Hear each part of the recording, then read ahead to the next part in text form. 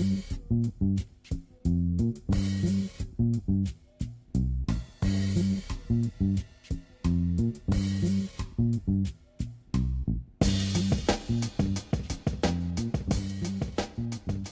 guys, thanks for checking out Quick Sessions Podcast. My name's Garrett Terrio, and I am back after a 2-week hiatus because my wife had a baby, our second child. Her name is Charlotte. So I've been playing daddy to the newborn the last 2 weeks, so I haven't really been able to get in here, but I'm here now, and today we're going to talk about carb cycling. What is carb cycling? You've probably heard of it. It's been used with other fitness programs. For instance, the most popular diet that goes with a fitness program is probably the paleo diet going with CrossFit. And this is very similar. I know Chris Powell is a famous trainer, and with his program, he promotes carb cycling a lot. I've read his book on it. It's not the longest book in the world, but you wouldn't think you'd even need that many words to describe what it is, as I'm about to do it in about 5 minutes. Now, I don't have any doctors or dietitians or nutritionists in here to give you the exact science of it, but essentially what it is are periods of low carb days you're eating very low carbs.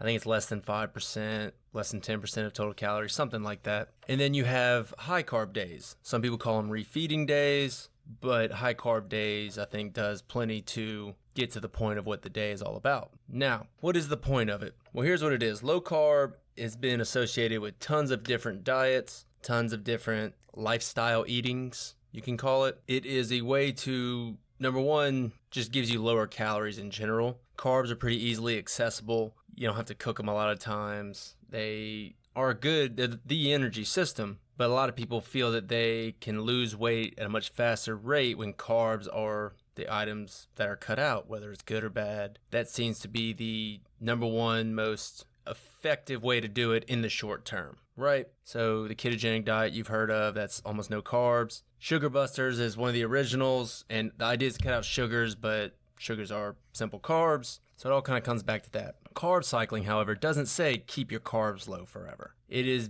it can be any setup you want, but the most common setup is 3 or 4 days low carb and then a big refeeding day. And it's a 4 or 5 day cycle that I've seen that people try to follow. Like I said, I don't particularly do that, but I will say when I thought back about it when I was doing research for this, is I do keep my carbs pretty low Sunday, Monday, Tuesday. I play basketball on Thursdays, so it's 2 or 3 hours nonstop basketball. So on Wednesdays, I do tend to eat a higher carb diet, especially at dinner. I always keep the carbs pretty low at nighttime, at dinner time, just so I don't have as much sitting on me at night when I'm sleeping. But I do find myself on Wednesday nights subconsciously just eating more carbs to get ready for basketball. And that's what a lot of marathon runners do, or half marathon, even 10K people. They'll eat a lot of carbs the night before.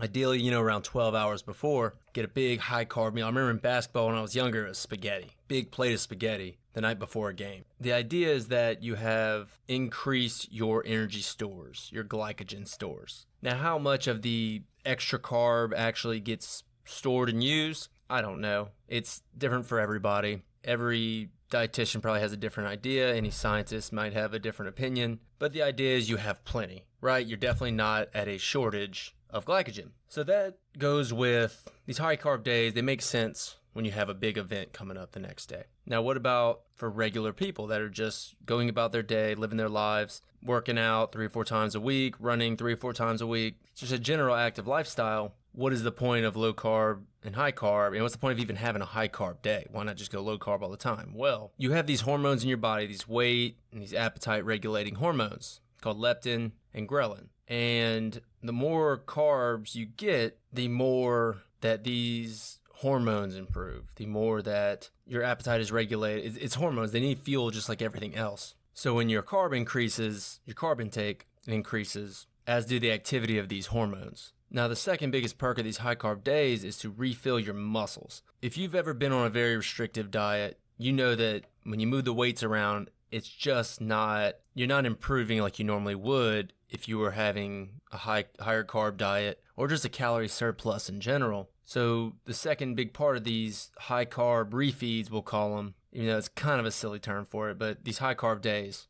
is things like, it's still the hormones are the big driver of all this. The leptin and ghrelin that we just talked about, testosterone, thyroid, all that helps. But it also gives the food to your muscles, right? If you work out 3 hard days in a row, you know how your body feels in that 4th day. And the idea is that while the protein is fixing your muscles, the energy isn't always restored if you don't have a ton of carbs in your system. So getting that energy back can help push you through that 4th day and get you back on track on that 5th, 6th, 7th, 8th day. So that's kind of the second reason to get these high carb days in, assuming you don't have a marathon to run or any kind of activity that you're loading up for. Now, the low carb days, what's the point of it? Well, we kind of talked about it a little bit. Calories are reduced. And a lot of people, they think of the low carb days, the less glycogen you have in your body, the less your body will try to burn it. So the idea is that your body will switch over to a predominantly fat-based energy system so that you will burn more fat in your workouts instead of using carbs the whole time. Another thing is that the idea is you'll have an improved insulin sensitivity with these low carb days, right? You won't be just constantly as hungry all the time. You won't go through these peaks and crashes of blood sugar inside your body if you can get your body to burn fat stores instead of carbohydrate stores, because you will run out of carbohydrate stores much quicker than you will fat stores. So in a nutshell, the whole point of doing this and why I think it's a good thing is because on the days of low carb, when you're thinking about it, when your mind is on suppressing carbohydrates, you're not going to eat the bad stuff, right? The sugars, the white bread, all these processed carbs. You're just not going to do it in general. And that's what will lead to the weight loss. And as far as the high carb days, yeah, they're great. It's good to not pig out, but increase the carb intake just because it will make your body feel better, especially if you're someone like me, like a lot of people, where every day you're active, you're doing something, you're putting stress on your body in some way. Those refeeding days will really help you. Now, I kind of talked about myself. I don't do it intentionally. I probably actually have more medium carb days and then one big heavy carb day a week. That's more how I operate. But taking this as a general lifestyle way to eat is fine, right? You don't have to sit there and be calculating carbs all day, making sure you stay under 5%. There's no magic number to it. Now, those that are trying to be purists and really trying to lose a ton of weight and really want to monitor this, yeah, it's great. Go for it. Track those carbs. It's a great way to drop a lot of pounds quickly. A lot of that's water weight, but still having that extra water on you, your body holding that extra weight just sucks no matter what. So it can be good, but even if you're not as serious, you just want to kind of maintain, stay healthy, maybe drop a pound or two, just being conscious of the carbs and having one big day, like I said, mine's the day before basketball, where you just really crank up the carbs, and now the fats and proteins will be lower. So calorie-wise, it should balance out if you're being responsible about it. It can be great. It can be a great way to utilize it. And even if you're not playing basketball, let's say you have a big day where you're doing a bunch of back squats. You know that wears you out. The day before that, have a big carb day. Don't be so scared of the carbs just because you're conscious of them before, because they are a good fuel source. And as long as you're doing what you need to on the trails, on the treadmill, in the weight room, wherever you get your exercise, you're going to be fine. So in general, I don't want to call it a diet. It's just a way of eating. You're changing the days that you ingest more or less carbs, which in turn changes the days you consume more or less fats and proteins. So it's not really a calorie restrictive diet. It's just a way of cycling through your carbs. It's just what it's called, carb cycling. Some people do a month low carb and then a week of refeeding. I don't really see how that's that productive because your body can only store so much energy. I think 3 days low, 1 day high is fine. Like I said, I maybe do 1 or 2 carb days where it's a little higher than normal, but I try to eat a relatively low amount of carbs anyway, strictly for calorie restrictive purposes. But I think it's good. Do some more research on it. Carb cycling, for your average person, I think it's a great way to look at eating, especially those that can't do cardio every day. Give it a shot. I like it. I think you'll like it. That's all I got to say on the subject. Thanks for checking in. Sorry it's been so long, but I am about to head out and go see baby girl right now. All right, guys. Thanks for checking it out. Talk to you later.